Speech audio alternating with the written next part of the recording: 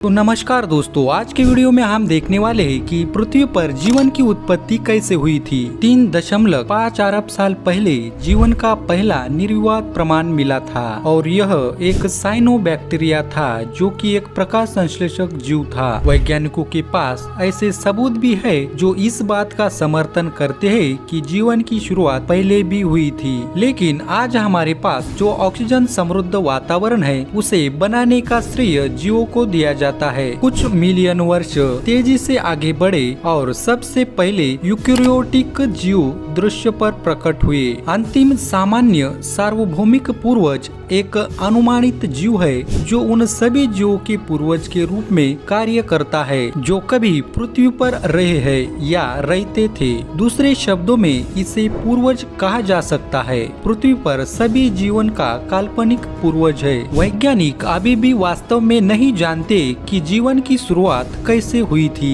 जीवन कैसे शुरू हुआ, इस पर सबसे लोकप्रिय सिद्धांतों में से एक अबियोनिस है। इसमें कहा गया है कि जीवन की उत्पत्ति प्राकृतिक प्रक्रियाओं और घटनाओं के माध्यम से निर्जीव सामग्रियों से हुई है। 1953 में स्टैनली मिलर के प्रयोग ने इस सिद्धांत को पुष्टि की थी कि उन्होंने अपने प्रयोग में लगभग 4 अरब साल पहले पृथ्वी पर मौजूद स्थितियों को फिर से बनाया। उन्होंने प्रारंभिक पृथ्वी के वायुमंडल की गैरीय संरचना को दर्शाने के लिए एक कंटेनर में अमोनिया, मीथेन और कार्बन मोनोऑक्साइड रखा था। फिर उसमें बिजली के हमलों का अनुकरण करने के लिए कंटेनर को बिजली की चिंगारी के अधीन कर दिया। यह प्रयोग 1 सप्ताह तक किया गया और इसके अंत तक मिलर ने इस कंटेनर की दीवारों पर एक लाल भूरे पदार्थ का संचयन देखा। जब उन्होंने इस रहस्यमय पदार्थ की संरचना का विश्लेषण किया तो पाया कि इसमें कार्बनिक यौगिक और उनके इस प्रयोग ने भविष्य के वैज्ञानिकों के लिए